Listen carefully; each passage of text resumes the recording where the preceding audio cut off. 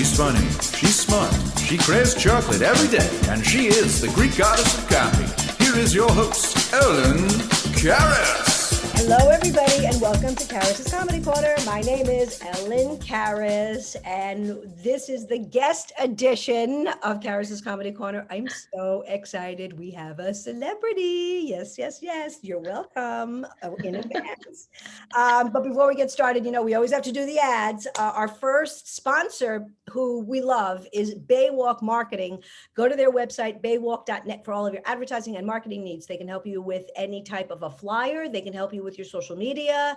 They are also experts in the Greek community. Go to their website, hollywoodgreeks.com, to find out where all the Greek entertainment is, and hellenicfestivals.org to find out where there's a Greek festival near you. I tell you this every time. I promise you there will be Greek festivals this summer. You will have a souvlaki and all of the goodies. So go to their website. We thank them for their support. Baywalk.net is the website. Baywalk Marketing is the company. And our other sponsor is Select Flex.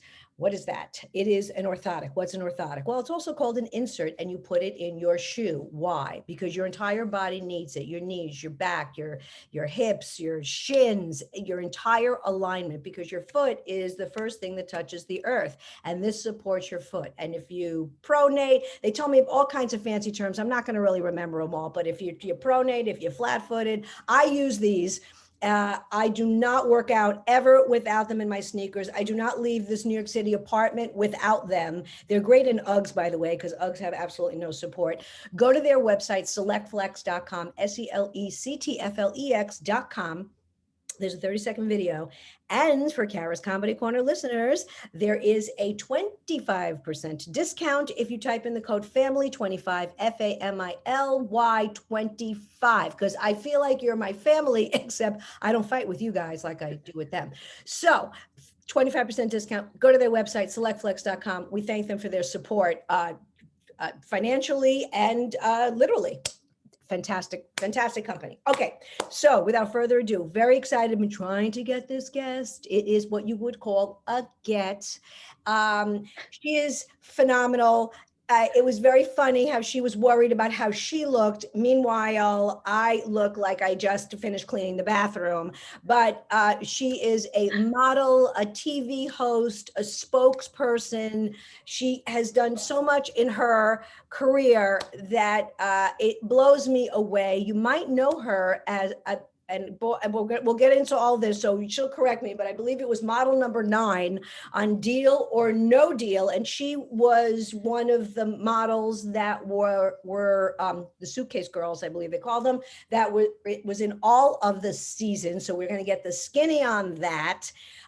She is revered in the Greek community because we're very, very proud of her. She hails from Chicago, and if you don't know this, and you'll only not know this if you're not Greek, Chicago has a huge Greek population, and she comes from there, and there's a lot of very talented people that come out of Chicago, Greeks. They're also very prideful, like us New York Greeks. So without further ado, please welcome my guest from LA, where she lives now, Patricia Kahara. Hi, thank you.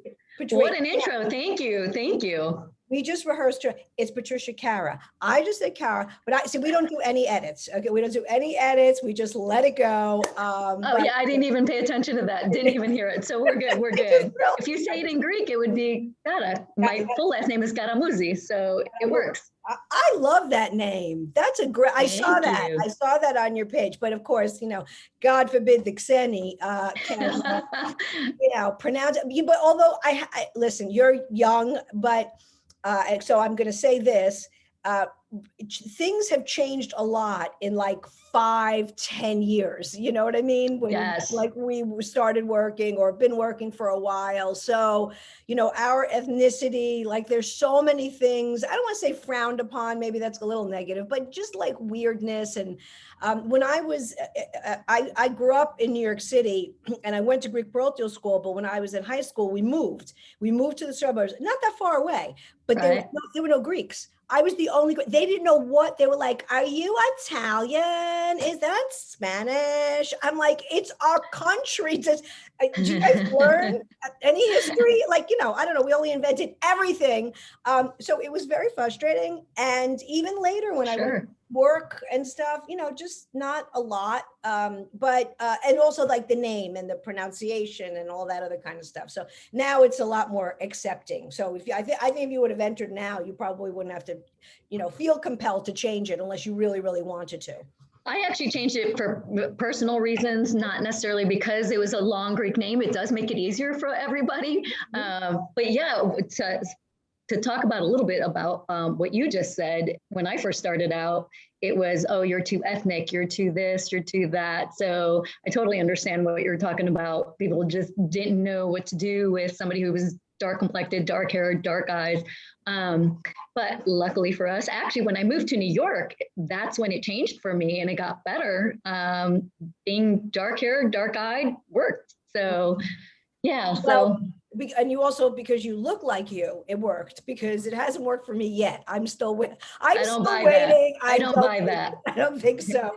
But that's funny you said that. When I started, and I'm only going to say this just because you might not know a little bit about me, but I started my life as an accountant. Like I had a whole nother. I did not know that. As a CPA, I worked on Wall Street. I have an MBA in finance. Really crazy. Could you imagine when I told my group that I wanted to be an actress and a comedian? I'll never forget telling my yaya and like rambling on about doing what I want to do and waking up in the morning and being happy and all this other stuff. And she looked at me, she was stone faced. For 5 minutes I went on and she looks at me, I'll never forget. And she goes, lots of luck to you. And then she just continued eating horta. I mean, it was.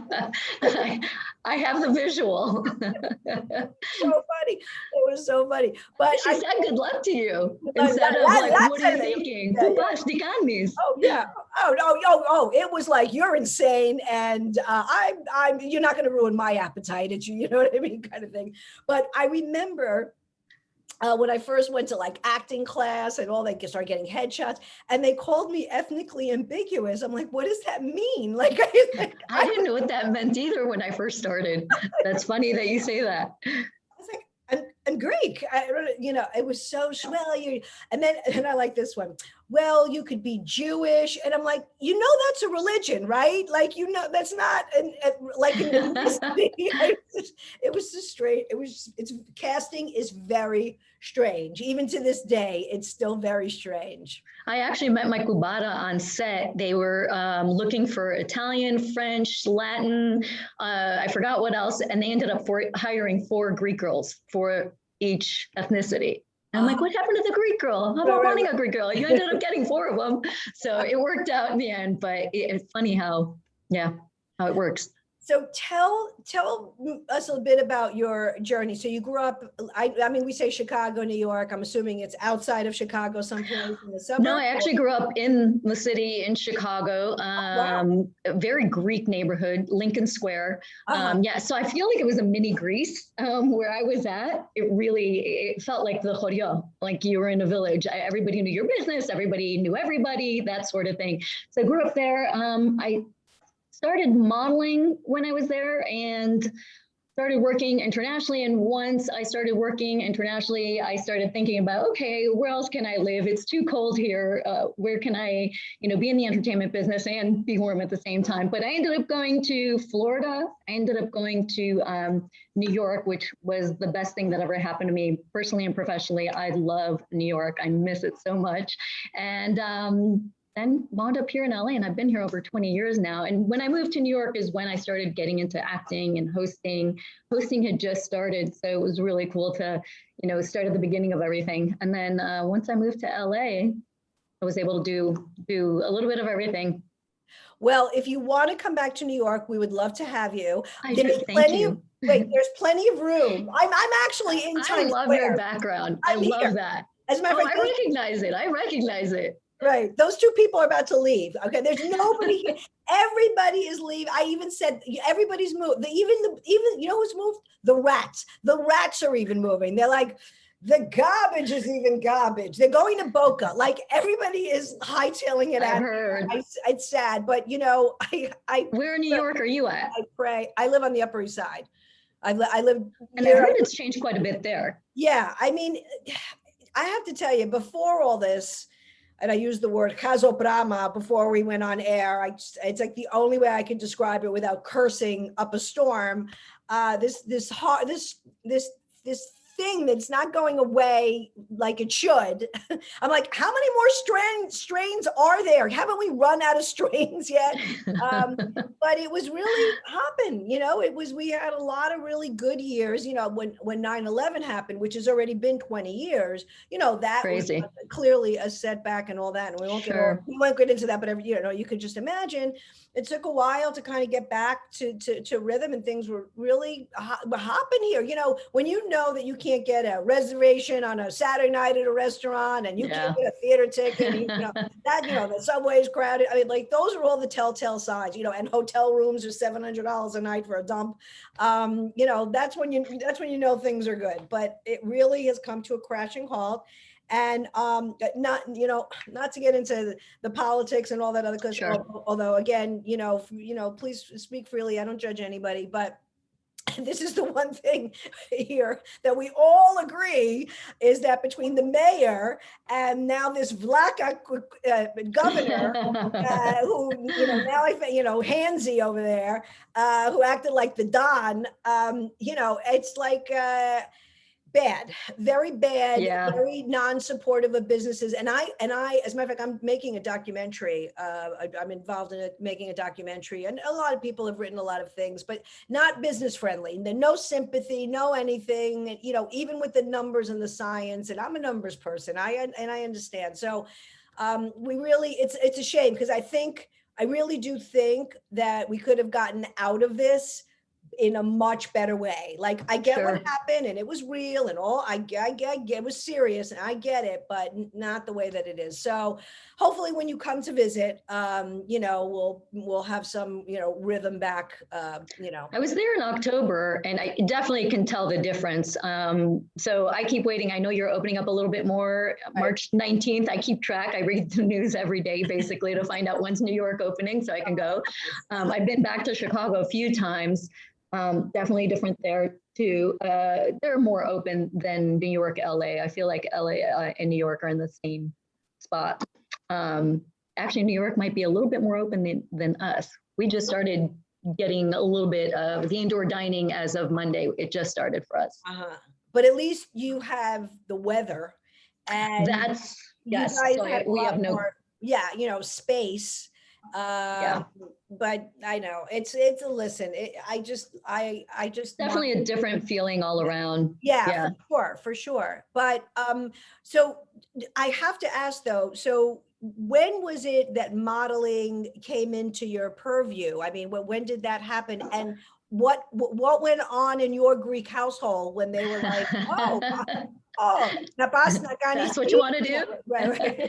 I was 15 when I started thinking about modeling. People were like, you should try it, you should go for it. And I started by the time I'm like stuttering, I knew I wanted to be in the entertainment business in some way by the time I was 4 or 5 years old. I wanted to be a singer and a dancer. I can't sing to save my life. Dancing I got into. I actually was a dancer for a little bit. But modeling, I'm like, okay, let me see what it's like. Let me find out. Told my mom. My mom wasn't too happy. My mom was pretty strict. She was a single mom, and she just was really strict and thought, no, what are you thinking? What are you doing? But luckily, I have 2 older sisters, and one of my sisters said, I'll help her through it and guide her and be there for her and ask the questions and kind of be mom. And thank God for that, because it definitely helped. By the time I was 16, I got into modeling, and things started taking off. But it was definitely tough in the beginning. My mom, I think, cried her eyes out. My first swimsuit shot she ever saw, she was bawling, like, just freaking out. But then down the road, the more success I had, she was actually showing off a calendar I did. I had my own calendar, and she was like, this is my daughter. And it was definitely, it changed all around when she saw that I was actually working. And I think she was just scared for me. It's a Greek mom from the village back in Greece, and not knowing and just being overprotective. But now she's obviously, after all these years, it's been over 30 years, she's definitely happy for me and very, very supportive. But again, I was lucky to have the guidance of my sister to kind of play big sis mom sort of role. Where in Greece is your mom from and your dad? My parents are from Peloponnese. My mother's from Paleochori, Tiskinourias, and my father's from Ayovasili.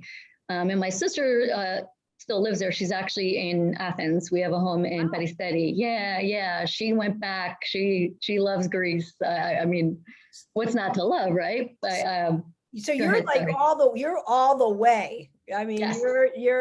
you're not just like. I'm the first American born in my family. Both my sisters are from Greece. They came here when they were really little. So yeah. I don't, I'm so sorry. I'm so myopic, and you'll appreciate this. I think when you're a New York Greek, you think, one, we're the only ones, and two, like everybody's very American, and we're like on that side of the other side of the Mississippi. Right. Although it's really Chicago. I mean, I've done Greek shows all over the place. Salt Lake. I went up to Seattle. That's pretty cool. I've been a lot of Greeks there. Yeah. Oh, yeah. They had two big churches. That was a great show. I didn't know that. As a matter of fact, it was interesting. They were pretty Greeky. I mean, we'll all understand what that means. You know what I'm saying? As opposed to some other places that I've gone to, excuse me, like in the Midwest, where it was much more Americanized, second generation. Right.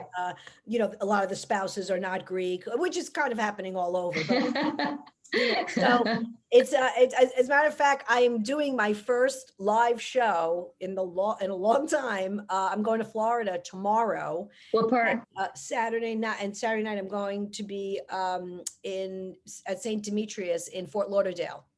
I'd never been down there before. I'd been to Fort Lauderdale, but not right, but never St. Demetrius. Yeah. That's great that you do that. So, it's so fun. And as far as in terms of, I want to get back to you, but as far as no worries. Goes, we could turn this around. I'm good with that. Yeah, I know. I'm okay with this. I noticed that. I'll interview you. No. This is for you. But I think, you know what? Because I'm going to mention this just because I think I had reached out to you because I wanted to meet you in person. We're like following each other on Twitter.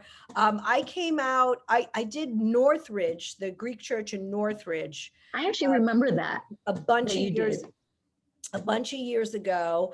And then I did come out to Anaheim, and I did St. John's the Baptist down there. And then I've been up to Sacramento, and then, Oakland, up that way. So a little different. The vibe is definitely a little different in California.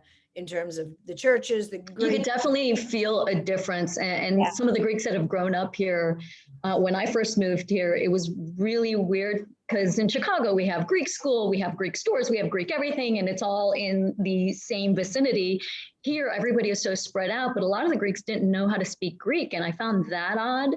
Right. So that was, I didn't realize how Greek I was until I moved out of Chicago. When I went to New York, I didn't spend any time in Astoria. I was mainly in the city. So anytime I would hear somebody speak Greek, I was like, oh my gosh, somebody speaks Greek. Talk to me. It felt good to hear somebody speaking Greek and getting to know somebody. And I mean, I'm still that way more so than ever. You hear a Greek name, you hear a Greek word, and we become our parents is basically. Yeah, absolutely. more every day. My mother would do that, when I was younger. And like, Mom, what's a big deal? Stop. Right. And now it's like, you feel stupid. Oh, yes. And, and my husband. And then you find out you're related somehow, some way. It's happened. Someday I'm going to invent a board game called 6 Degrees from My Gumbara, because if you talk to another Greek person, at some point, somebody will know somebody's Gumbara. That's usually what it is. You know what I mean? Like, there's, like it was Kevin Bacon. Yeah. It's Gumbara. It's somebody's said that way. Yeah, somebody's definitely Gumbara. Absolutely. I was going to say, I'll tell you off air if you really want to know. But I can't wait. Somebody from here went out to LA during Easter, Holy Week, Easter. Yeah. And there's apparently a very big party with lots of fancy people. I know exactly what you're talking about. And he lives in Astoria. He's Greek from Greece. And I was like, oh my gosh, I heard about that and oh my gosh, I'd like to go and whatever. And he goes, I said, well, how was it? And he goes, well, he said they're different out there. And I go, what do you mean? He goes, well, they they were singing they were singing the Christos Anesti blues. And he's like, I just couldn't take it anymore.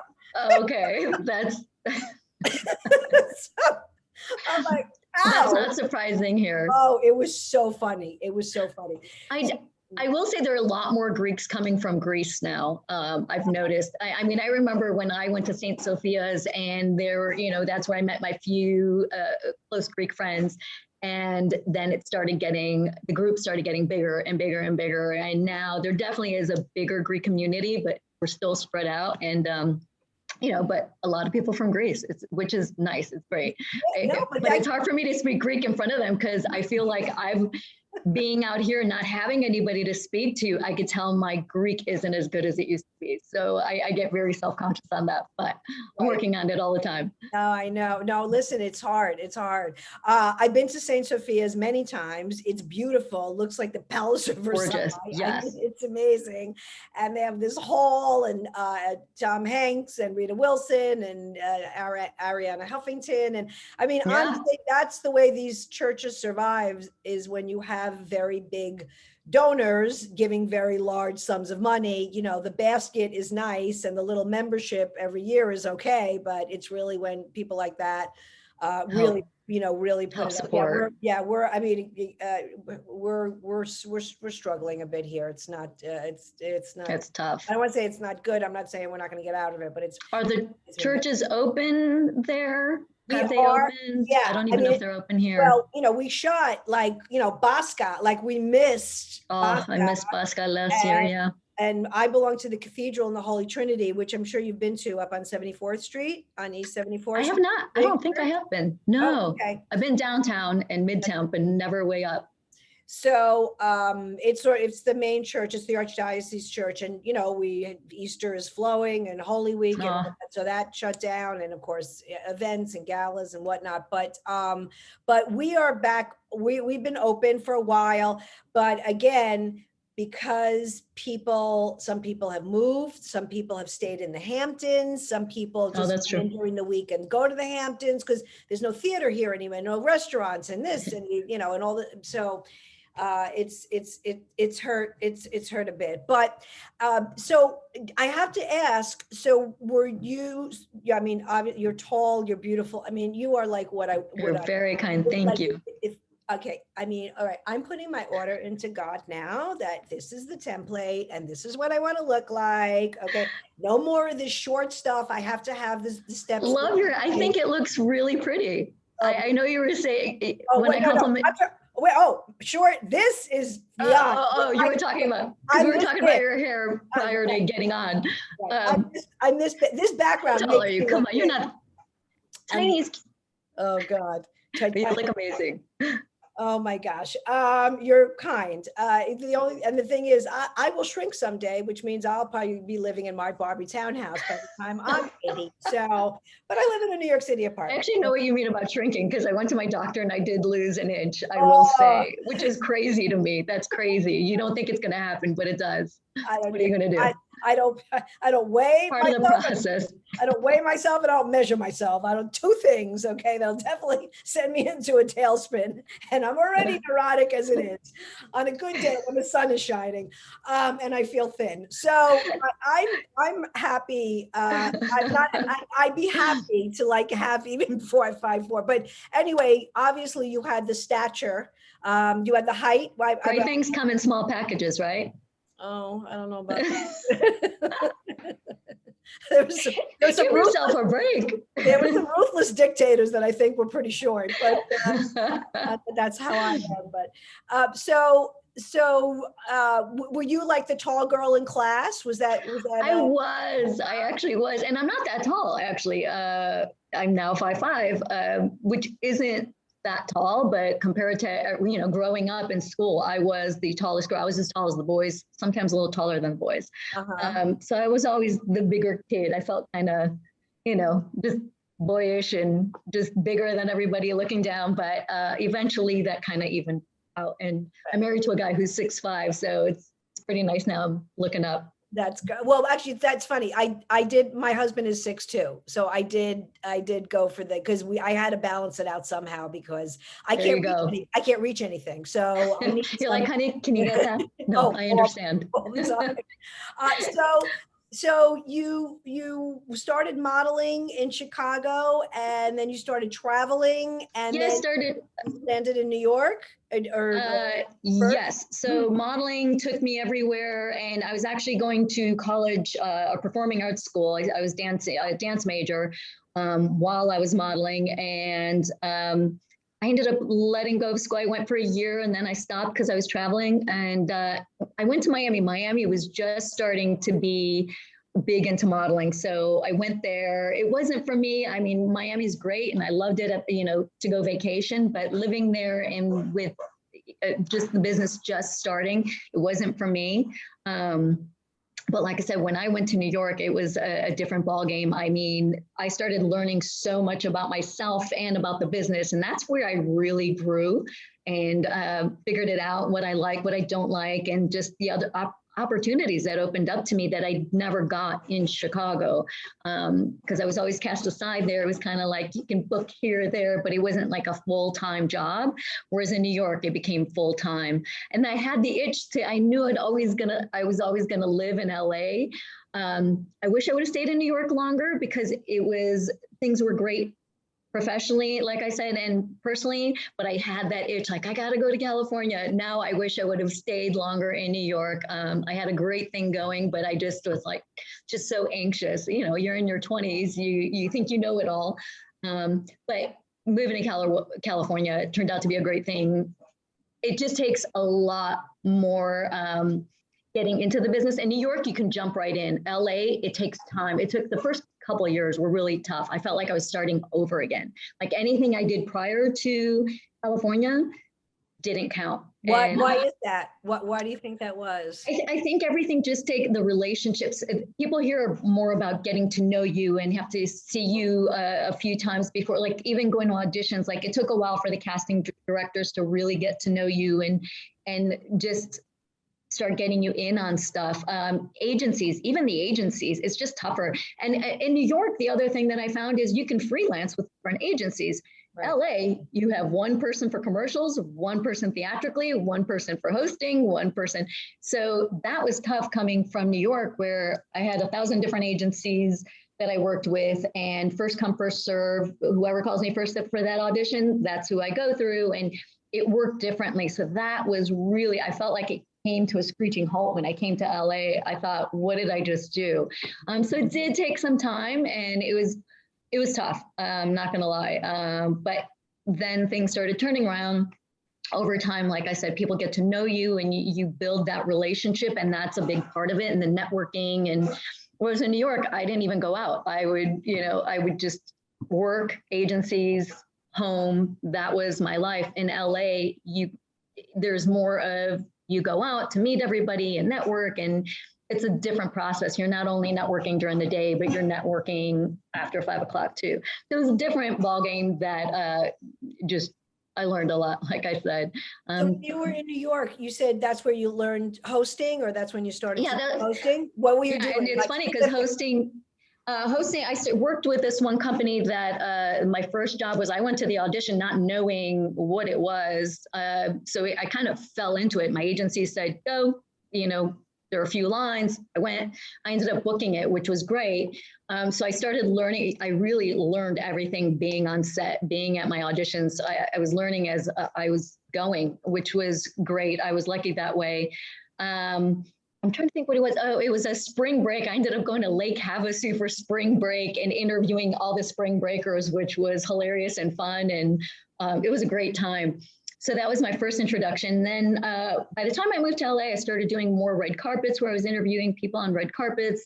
I guest hosted for stuff for like Extra and Fox and HSN. I've done HSN live stuff. So a little bit of everything. I started creating my own show, Dish with Fish, where it revolved around food and eating and interacting, because nobody likes a microphone in their face. So I figure food, alcohol, it's a great mix. And then you get more out of people through that process. So, and we get to eat great food. That's my favorite thing. Yeah, so it just, again, you learn everything as you go. And it was just a different process, even from Chicago to Miami to New York and here. So tell us about Deal or No Deal. How did that all come about? And what was that like? I love that show. Honestly, it's crazy when I think about it's a game show. You know, who would have thought? I never thought as a little girl, I'm going to be on a game show opening up with briefcase number 9. As much as I say New York changed my life personally and professionally, Deal or No Deal did too. It was back in 2005 where we started the first show, the original show. The casting, honestly, none of my modeling agencies called me for that. It was through a hosting agency in New York that I got a call from. Oh my gosh. Which was interesting to me. I thought, why didn't I get called in for this? But my hosting agent thought it was a hosting job. And I went into the audition and they were very secretive. So I thought it was maybe, I'm like, is this a model's reality show? I'm like, if that's what it is, I don't know if I'm right for this. Anyway, when I was at the audition, figured I'm here, let me find out what it's all about, got a call back. And callbacks, as you know, usually they condense, you know, there are less people at the audition. This was 20, 30 times more people. So I walked into a room where it was all these beautiful girls and I thought, what is happening? What's going on? This is not like your typical callback. But I was curious, so I stuck around. I had some friends who actually left because the wait was over 2 hours, 3 hours long for the second audition. So I thought, I'm going to stick around and see what it is. My last audition of the day, I'm going home. Like, what else do I got to do? I'm going to stay here and, you know, see what this is about. Once I booked it, we were on set, they finally said it's a game show, it's Howie Mandel.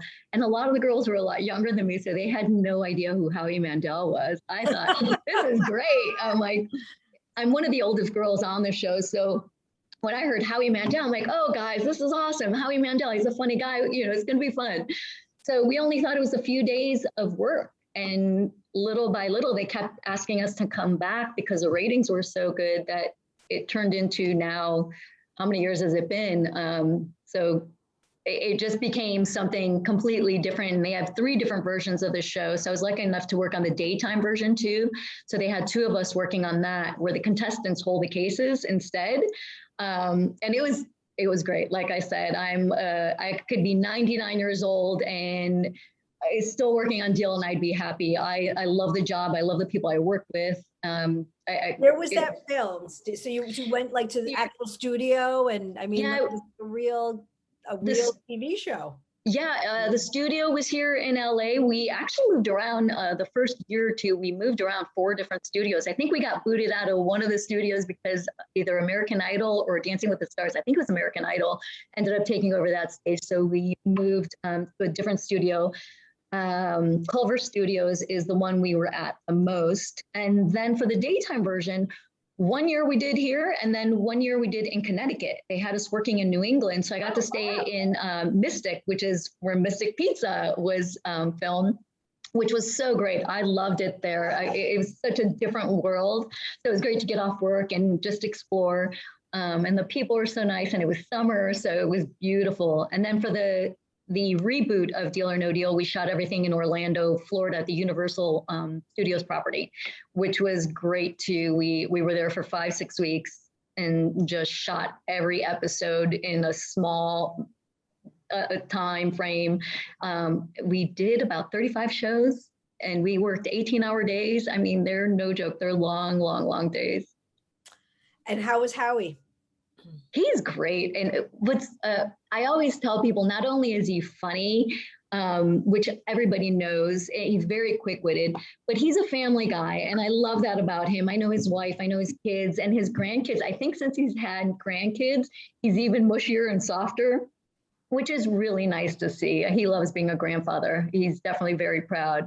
Yeah, and his kids work with him too, which is great. He's gotten them, he's got them all around him. So what's better than that, right? Having your family working with you. Yeah, every time I've seen him, interview, they've gone to his house and, he mentions about being married for so long, which I love his wife, love her. In Hollywood and all that, the longevity isn't really that great a lot of the time. And, but yeah, he seems like a solid guy. He's from Canada originally. Yeah, Toronto. And very proud because he is a germaphobe. Yeah. Now something you should be. I also related to him, not just as a comic, but I got the whole germophobia thing. Did you? Yeah. So, although I don't know, he might be even a little bit more over the top than I am, but I got that. But anyway, he brought that out, but now that's like the norm. Like now you have to be where when he would not, do the elbow, right? He was like one of the first people to get on TV and go like this, as opposed to, shaking the fist bump. It's funny. He's actually improved from when we first started Deal or No Deal. I definitely saw that side of him, the germaphobe. And if you didn't bring it to his attention, he would be okay. But once he thought about it, he would say his therapist has gone up a tax bracket because he was in therapy. He jokes. I mean, it was true. He would go to therapy a lot and had to deal with it. But now I've noticed a difference where he's a little bit more laxed about it overall. I mean, I mess with him all the time. I'll sit there and I'll play with his head, and I'm like, doesn't this bother you? And he's like, no, as long as you're not touching my hand, he's like, we're good. I'll try to high five him. I try to be slick about it and just throw, hey, it's like, no. Have you seen him? Did you keep in touch with him? I mean, he's got America's Got Talent, which is another, God bless him. The guy steps in, gold. He's great in that. He really, and I know he loves doing that. And it's funny because everybody keeps asking, well, are you guys coming back for Deal or No Deal? I'm like, the guy's pretty busy right now. I'm sure. I mean, right now, obviously with everything going on, that's also, I don't know if that plays a role, but he's busy. He not only has America's Got Talent, he has other projects. He has a production company. He has other things he's doing. So I'm like, when we did the reboot and even the original, he was flying out after we would be done shooting. He goes and he does a stand-up. He was doing 200 shows a year, I think, when we were doing Deal or No Deal. So I don't know how he kept up with everything. He's pretty amazing, but that's just how he works. That's how he operates. He just goes, and it works for him. I don't know how he does it, considering, I'm sure he gets really tired, but he's on at all times. He's got that energy going. I'm not taking anything away from him, but when you have a lot of resources, it's also, it's not like you're schlepping your stuff and you're, a lot of things. I mean, I'm sure he pays a lot of people to take care of things for him. But anyway, but yes, he still has to do the work and the stand up, and he's on, I mean, I get it. You're on the show and now you're going to fill the theaters and you're going to fill the clubs. I mean, that, you do it when he's been around forever. He's never been low, really ever out of the sphere. So he's even got, I think he's in the commercial right now. I don't know if he did the voice of Gremlins, the Gremlin voice. And there's a commercial right now with the original actor and the Gremlin. So I'm pretty sure that was him doing it for the commercial as well. And a lot of things are coming back. So, it's great, So was Meghan Markle on the show with you? Or she was there second season.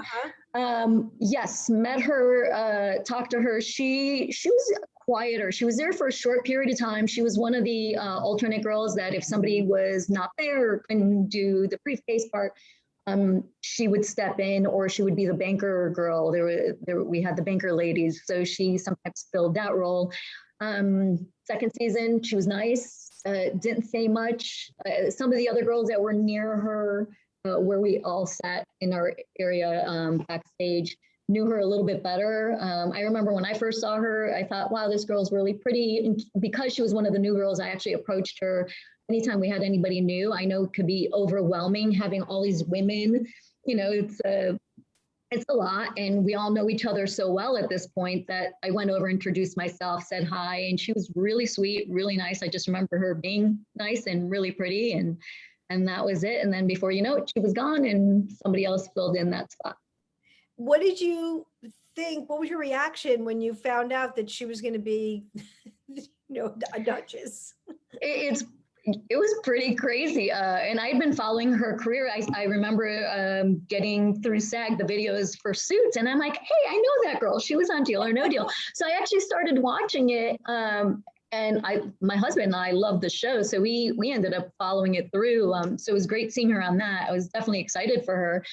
And when she ended up getting engaged to Terry, it was like, okay, wow, what a change. What a, wow, that's all I could say. And we got excited, a lot of the girls and one of the girls had a little party when they had the wedding, and we had a viewing party, and, everybody got excited. Any reason to celebrate, right? Right. So yeah, I didn't know who she was. I didn't watch Suits, although Suits is sort of like on my great show. Right. Like great I show. need to watch at some point.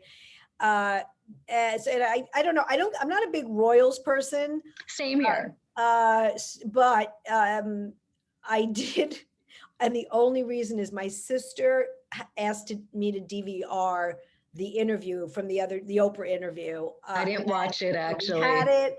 I watched it. I mean, my what first reaction, well, it's like, all right, so your in-laws are a pain in the ass. Who's aren't?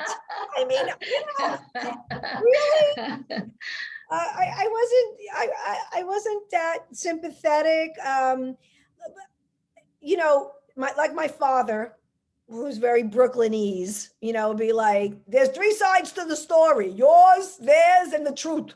So, I'm sure it's someplace in between, right. But, I don't know. I mean, on one hand, I'm just like, honey, why don't you clean a bedpan? Then you'll know what suffering is. I mean, I just thought it was a bit much, but listen, the American public wants it, and it just gets fed to us. And I mean, I don't wish her any bad, of course. Right, of course. And if they were really, I mean, listen, these people never smile, okay? I mean, I mean, it's not like, it's not like they're going to get up and do the calamatio, no, you know what I'm saying? They're not like our people. Leave that to us. Right, they're not expressive, no one's breaking plates, no one's doing shots of ouzo at 2:30 in the morning. They're missing out. I mean, as far as I'm concerned, they're missing out. With the handkerchief, I mean, they're not, they're like. Well, Prince Philip is, or not Prince Philip. Philip, the grandfather is Greek. He's from Greece. Did you know that? No, I did not know that. He's from Greece, actually. Wow. It all goes back to being Greek, I'm telling you. See, casting people. Well, so exactly, and people I went to high school with. That's very exciting. So now, what's going on with you? What do you have lined up? What projects do you do some modeling? I mean, now with modeling, they're like acting, like everything else. I mean, listen, even stand-up comedy, right? I mean, the material I said 20 years ago is not the same material I do now. We all have to grow into these careers. So what do you have working on now?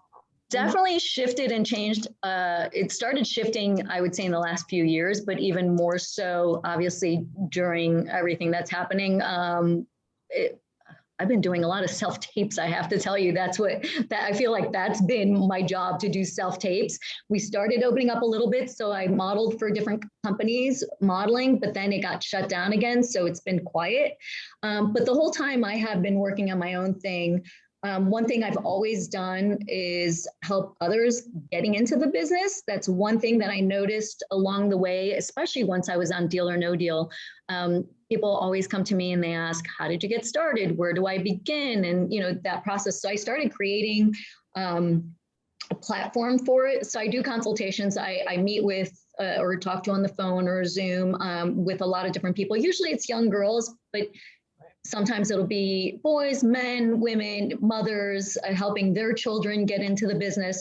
So I do a lot of that. And I started writing a book, and writing is so tough. It's not my thing, but I ended up working on that even more so during this time. I'm not ready to get it completely done, but that's what I've been working on. It's called Showbiz Wiz.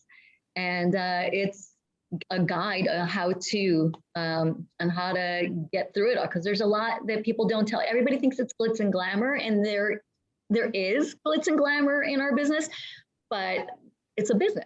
And sometimes people forget that and don't know that. They see whatever's on TV and think, I want to do that. I want to be that.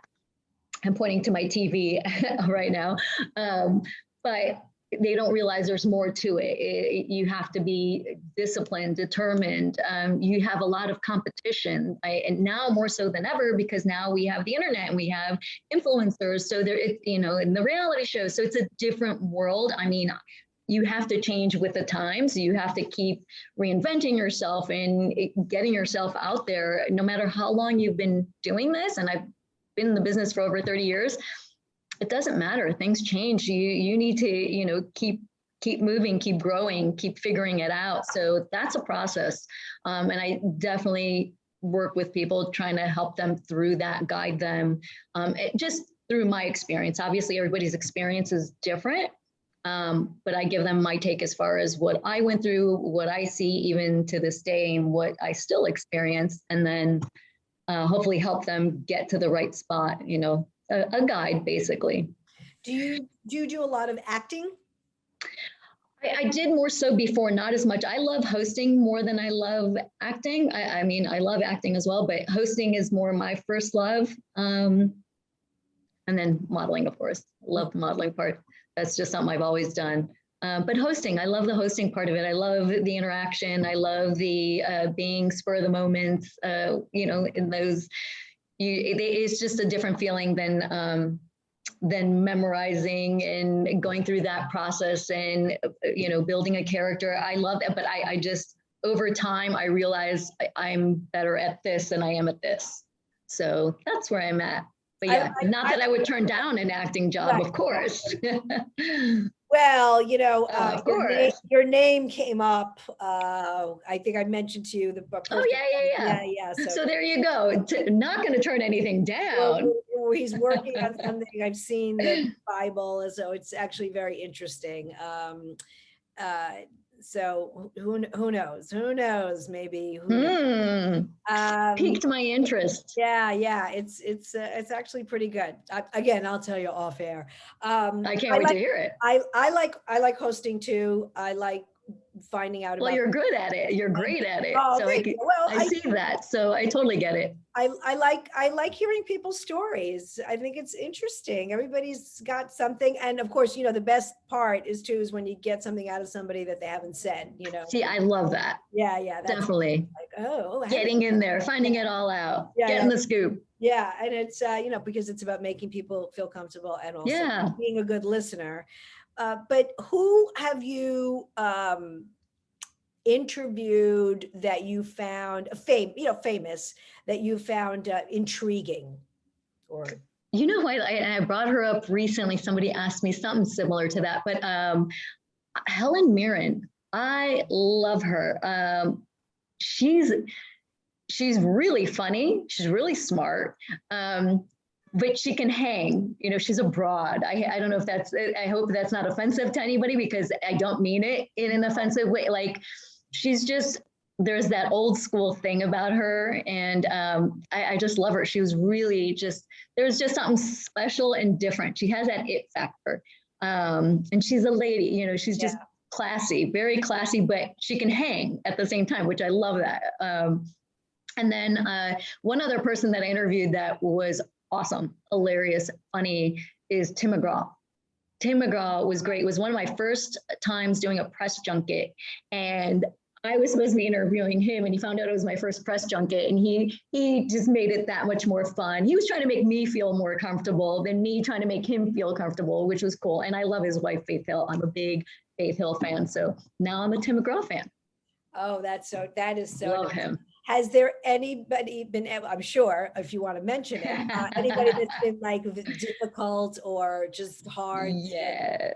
I won't name names on, I only talk about the good, but I will say the bad, but I won't say the name.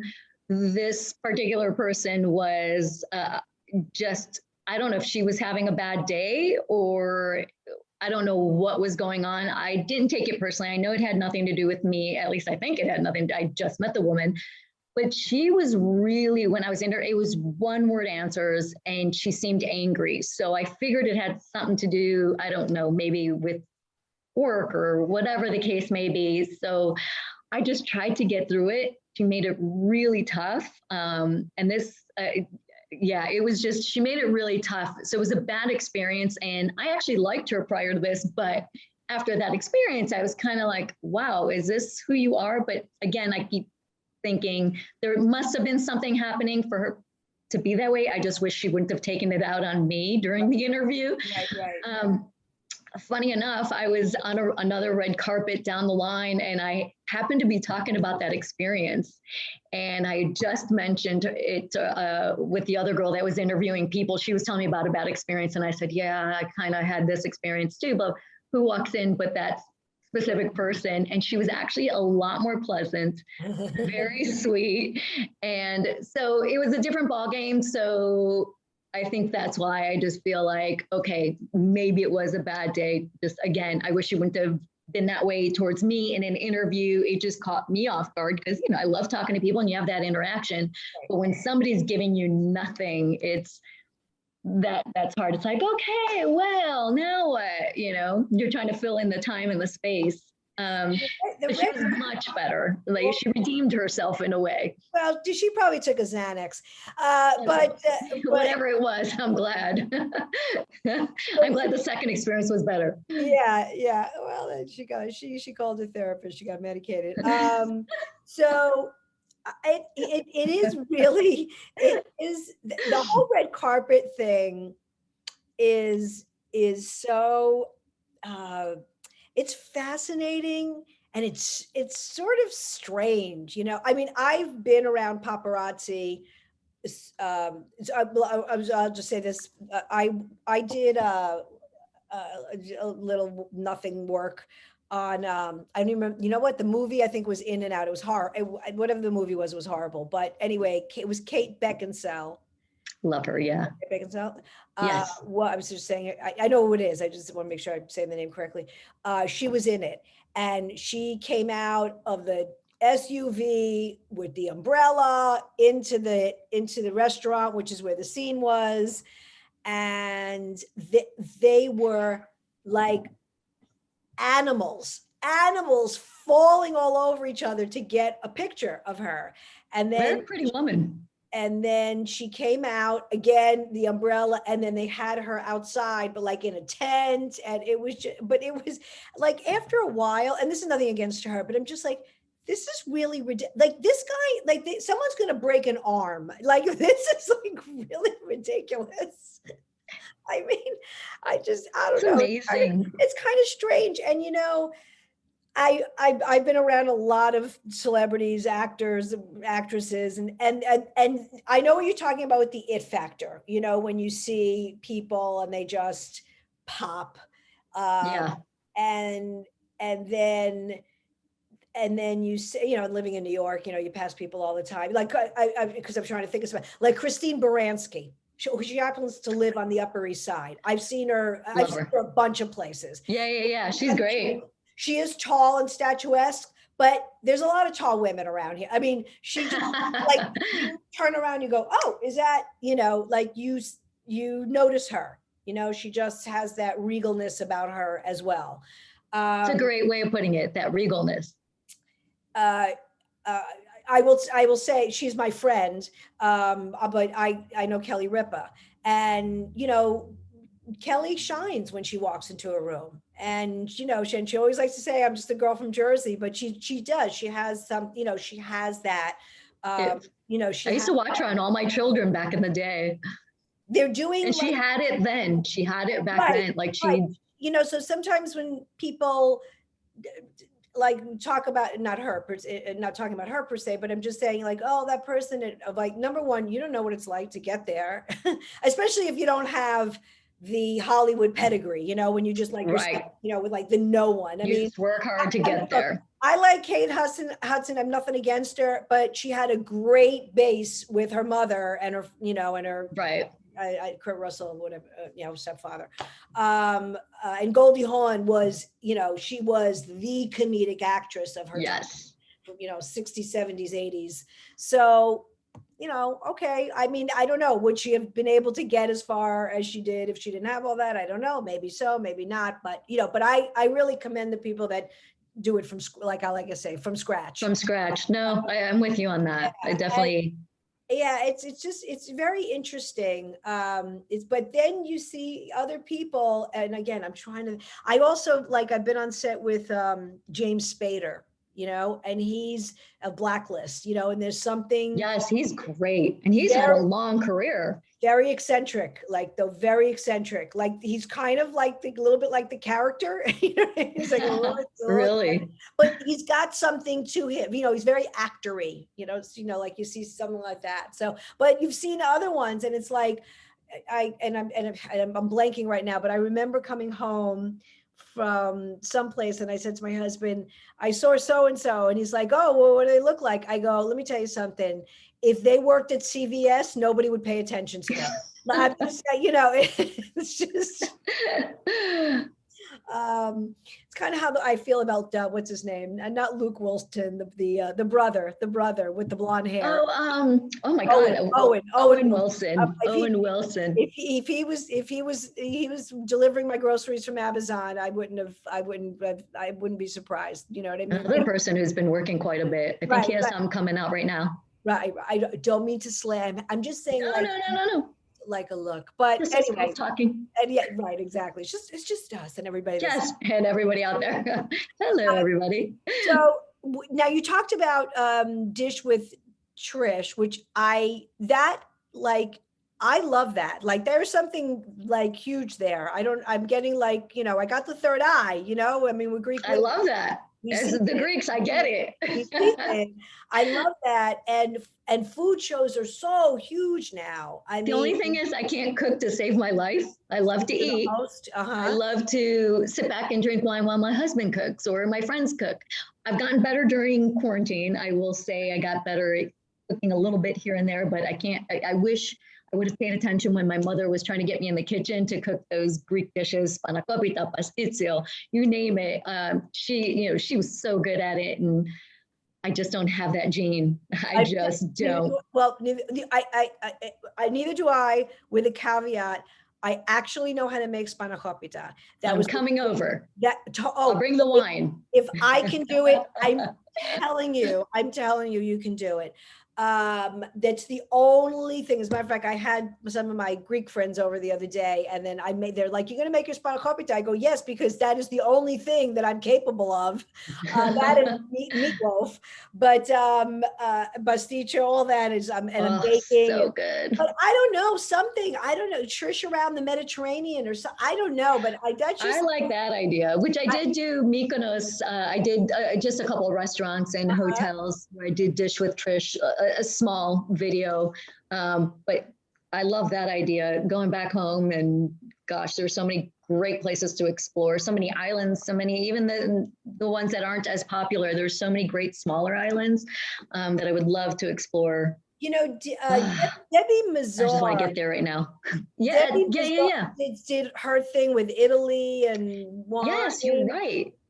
So it's sort of a takeoff on that. But I mean, I think that's great. And the fact that you are doing consulting, it's like a natural progression, when you're in this business for a long time, whether be your aspect of the business or comedy. I find, if I'm with a younger comic, they're asking me questions, or I'm dispensing advice, or I'm saying whether they like it or not. Yeah.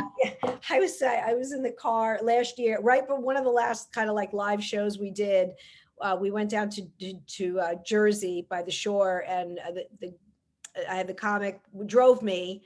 As a matter of fact, I asked him if he wanted a feature for me, and then, and would he mind driving and all this anyway. So we get back in the car, and he's a smart guy. And in the car, he was telling me so much about things in his life and this and that. When he got on stage, he didn't read the room right. These are couples, the whole thing. And I felt so compelled on the way home to say something to him. because I wanted to help them, not because because I Sure. saw what was going on. And so, you have to always like dance around that. But you want to like dispense, you want to dispense your wisdom because you've been. Honestly, when I hear people going through what they're going through or trying to figure it out, I wish I had somebody who could. Luckily, I had my sister who was helping, but she didn't know anything about the business either. She had nothing to do with the business. She was just there as a guide to ask the questions with me. But I wish somebody could have helped me. So I love doing that for somebody else because I wish I would have had that to steer you away from some of the stuff that, you deal with a lot of stuff, especially as a female, you deal with a lot. And I wouldn't want anybody else to go through some of that stuff. Did you have anything inappropriate happen to you in a sense? Nothing specifically that I can think of. There have definitely been a lot of moments of things that were said or done that if you want to you get further along in your career and where they try to hit on you. I've definitely have had that. I've had people say to me, I had one audition where it was a meeting. It wasn't an audition. The guy's like, "You're old." I was 25 or 26 at the time. And he told me basically, "Don't you want to be at home getting pregnant, being married, cooking, that whole thing." And I just looked at him. I'm like, "Are you kidding me?" It definitely pissed me off. I had a few choice things to say. At the end of the day, it's not even worth the battle where it's like, you know what, you're wasting my time. I get where you're coming from. That's not me as far as like any of the other stuff. So I was able to walk out of a lot of situations. Then I've had people, tell me, "Oh, if you got a nose job or if you got your, this done or that done." I've had that too, but you need to brush it off. That's the one thing that I try to teach a lot of the younger girls or whoever is getting. You have to be strong enough to, just know who you are, trust your gut instincts. If you feel like something's not right, you're probably right on as far as that goes. To walk away, that's the best thing to do. You have to know how to read the room, as you said. So I try to remind people of that. I know you want, to get casted for this or that, but if it's a bad situation, why would you do that to yourself? It's not worth it. There's always another opportunity, always. I fear for the young girls. I'm sorry to say this, but I feel like the Kardashians have done more harm than good.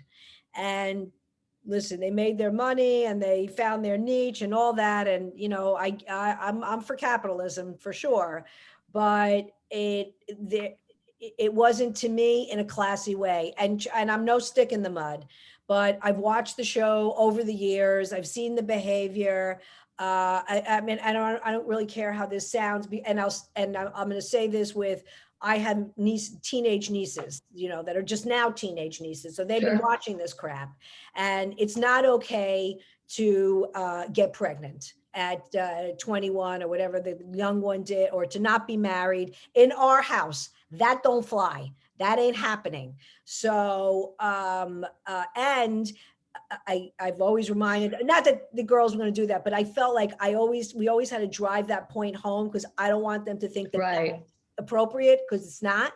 And you forget they're multi-million. They can have 100 babies and they'll have 1 million people to take care of. They have a different life. And that is something that I hope, parents are teaching their kids. You don't need to follow it, because I do see a lot of girls that are trying to follow that, whatever they do, whatever it is. They do so many different things, but that, that worked for them. That doesn't mean you have to follow that. Create your own path, do your own thing. You don't want to follow somebody else's path. You may not like it when you're there. So that's the one thing. You have to trust your instincts and know who you are. And obviously at a young age, you don't know, you're trying to figure it out. But if you could just not sit there and follow these people into whatever it is, hopefully they have parents or somebody to guide them in a way that can help them through that process, where they have supportive people around them. And if not, hopefully they learn for themselves, because not everybody has that support system. So hopefully they're strong enough to know, or get strong over time where they can say no or go, no, this isn't right for me. I'm going to do this. I want to be different. And it's okay to be different. That's what the thing I feel like a lot of people are scared of is being different. I think it's a great thing. When people told me, you know, you're too ethnic, you're too this, I was like, okay, great. It was hard to hear that. But at the same time, yeah, it's great that I'm different. I want to be different. That's a good thing. It's not a bad thing. Take your different and go create something with it. That's all. It sounds easier than it's done, but you know, it's something you constantly have to work at. You have to get through work it. on. Yeah. You have to find the positive out of it, really. You have to drown out the noise. I mean, it was the same thing with like the way that I look. I remember to be on commercials so bad, and I just didn't have a commercial face. I had blonde hair, blue eyes. And then by the time things changed, now it's like, I'm not African-American, I'm not Indian, I'm not Asian, you know, so now it's like a whole different, you know, look. So like it totally, it totally blew by me. But what I wanted to just mention one more thing about the Kardashians, because we've had these conversations, is, you know, they've had a ton of work. They've had a ton of work for years, even the young ones. And that scares me because, you know, they go into the plastic surgeons or they want this or the big butt. I mean, it's, you know, we talk about, especially for girls, body image. And, you know, again, these women didn't really do any favors, sort of the way they not only just behaved, but in just, you know, just the way that they look. And the, you know, I'm like, do you know that like the hair, like they probably have a quarter of the hair that they really do have, and, you know, the lips and all that kind of stuff, you know. I mean, you can't start like when I and I have heard it, not from my nieces, but I've heard it for young girls getting Botox at, you know, in their 20s. And it's just like, I can't. That's so, yeah. And you're still changing. You're still, I mean, I get no matter what age, we're all not happy with everything we have. We're like, oh, I wish I could change this, or I wish I could change that. But in the end, those are the things that actually, you're growing and you're becoming, your looks change along the way. And it could be that you will like your look as you get older. It will change. You don't need to do all this stuff. I think it's, I can go on, and I don't want to say too much about it just because it gets to me when I hear young girls really feeling that insecurity. And I get it. Again, we all go through it, but even adults go through that insecurity. You have to fight past that. I feel like everybody's starting to look the same now. Everybody's getting the same stuff done, and you start looking the same, and people are noticing you, but it's not because you're looking younger doing those things. It's because you're all starting to, it's noticeable. It really is a noticeable thing when you're getting that work done. And I heard it's like tattoos. This is what, just from talking to friends, it's like tattoos. Once you start getting a tattoo, they start getting more and more. I've come to find out that it's the same thing with surgeries. And, you know, you can't take that back. That's the hard thing. You can't take that back. If something goes wrong, or even if it doesn't go wrong, you just can't take that back. And you might look at yourself down the line going, what did I do? What was I thinking? Because you do change as a person. Mentally, physically, you are constantly changing. You're constantly, you know, what you liked before, you don't like now, or, you know, vice versa. So I try to discourage, especially younger people from doing that. I really try to, but, you know. Well, since I'm not younger, I'm still going for liposuction. So tell us. Do it. Oh, I want to be sucked, vacuumed. My sister jokes about that all the time. Oh my God, Kyrie, I can't believe it's a catastrophe down here. So tell us before we let you go, just about your husband, you and your husband, and what does he do? Or, you know, he's married to a model. I mean, you are arm candy. He is awesome. I am lucky to have him. He's such a great guy. We've been together a long time now, 17 years. He's been in the sports world for a long time. He used to play professional football, and then he became an agent, and now he's morphed into, he actually does a lot of what I do, where he helps people guide them through, you know, he knows what it's like to be a professional player, and then that time ends and you're starting something new. And now he's in the financial world as well. And he helps, he started for sports and entertainment. He helps sports and entertainment people, which is great. Just help them think about their future. And, a lot of these guys, they make all this great money from having nothing to having everything and then losing it all. He's really good about guiding them and helping them to beyond, the football world and what happens afterwards. It just doesn't end there. There's more after that, and how to prepare for that and to take care of your family, yourself. And that's very well needed. And, very much. Some of these, I'm not an expert, but from what I guess, see, I mean, we've got the Giants, the Jets, we've seen these people for many years, the Knicks. And when you hear the stories of either they're broke or they have no money or they blew it all. And you have to remember some of these athletes come from broken homes. From nothing. Yeah. They have no sense of direction. So very sad. So that's a great, that's like very he's great with them. I love listening to his phone conversations, and just I've learned a lot from him, and we kind of are in the same world where we are teaching what we've known, and things do change and shift as you go along. So just and that guidance, it's always good to have somebody to talk to and help you along the way, and just being smart with your money, being smart. You don't want to be in debt, you don't want to be left broke. You have to think about the future. Things happen. I mean, look at us now. I haven't worked in the last year. I've had 2 jobs in the last year. So things happen. So you need to, just have that in the back of your head. And so, yeah, hopefully we're helping people. Oh, I'm sure. Well, I bet you guys are stunning together. You're very cute. Tell me about your husband. What does he do? Is he Greek? Or non-Greek? No. Did you morph him into a Greek like I did mine? He's become pretty Greek much. now. He didn't do the full-blown convert. Well, listen. You have no choice, okay? You don't. We are a vortex. We suck you into the vortex. There's no going back, and that's just the way that it is. So, no, my husband, he's a Long Island guy, and he's in the business world as well. He's got a couple of things going on. He was a banker by trade, so yeah. So he's listen. We need, especially in show business, you need a rock. Like the other. I don't know what it'd be like if I had been with another comic, because there's a few like comedy couples. I totally get that. And I'm like, somebody wouldn't make it. I don't know how that works, It's nice to have the opposites. Yeah. Opposites attract, they say. I actually believe that. It's nice to have somebody who's not in your world, but can be there to, and you're there for them too. I'm sure you're there for him as much as I'm there for him. It goes both ways. Right. But definitely I think too,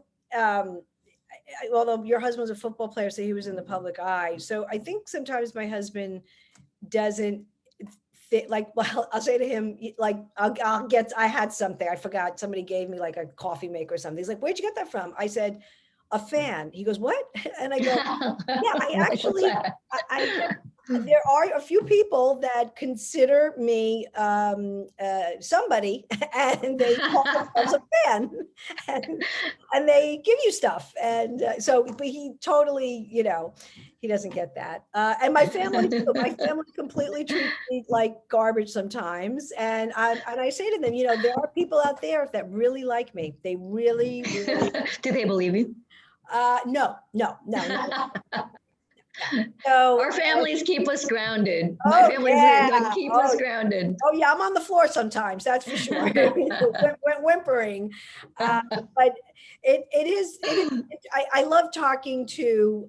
I always love talking to other Greeks. Period. Same here. I love being around Greek people. That's how we roll. But I certainly love talking to Greeks in the entertainment business, because that's like its sort of its own subculture. It's not something that we were raised to do. And sometimes, even though I can get up on stage and for the most part, I work clean. I do a lot of corporates. I do the Greek churches and stuff. That's great. There's an underlying, undertone, but as far as like being raunchy, and that never really was my thing, to get on stage and be really raunchy. Now, I've also been in a club or back of a room and you gotta, drop a lot of F-bombs just so like everybody Right. feels at home, and all that. And I'm okay with that. But I know that there have definitely been times when I've said things on stage and I know in the back of my mind, that's not how I was raised, but that's what came to me at the moment that I knew these people would like, Yeah. So there is a little bit of I also had moments in things and situations in my career where like, I did it, but it went against kind of the grain. When I have to tell you, even with all this social media, I mean, we do it but it's not comfortable for me. Like I try to really just keep it very jokey and just Sure. for shows and promotion. I don't do any politics. I am not going to argue on Facebook all day. I don't care. I've been on political show. I would rather be on a show and at least talk as opposed to like, write something and somebody writes back and then they're fighting. Right. They're fighting. I was like, I can't deal with that. Yeah. But sometimes like if I take a picture of something, I think about, and I'm like, I think like, Pussy Magua, like who am I? Like who cares? You know what I mean? Like it's very like some of this, because social media is very show-offy. Yes. And we're, again, that's not a Greek way, that's not how we usually, Operate. our life. Yeah. So that makes me uncomfortable sometimes, even though It is doing weird Yeah. but you have to promote yourself, but it is weird. Like I always feel like I question everything I post. Like, should I, is this too much? Is this too, Right. but it's part of what we do. It's it's a must. Absolutely. I mean, I've gotten work from it. Yep. I mean, you got to know people from it. It's Yep. like, look, I got to know you behind Twitter. I mean, it just I remember that's how through Twitter from years ago. I feel like I know you without knowing you just from reading all your tweets. We've never actually had a conversation. We've never met. I know. I had seen though, certainly in like a lot of the Greek publications you've been written up in, and I remember reading all those. So like when I knew who you were before I knew who you were, or before we became Twitter friends officially. Well, I'd love to come to one of your shows. So if you ever, especially in LA, oh sure, please let me know. I'll bring all the Greek posse. We'll all come support you. I am good friends and have worked with many times Angelo Tsaroukis. I love Angelo. Love him. Ange is one of my best friends.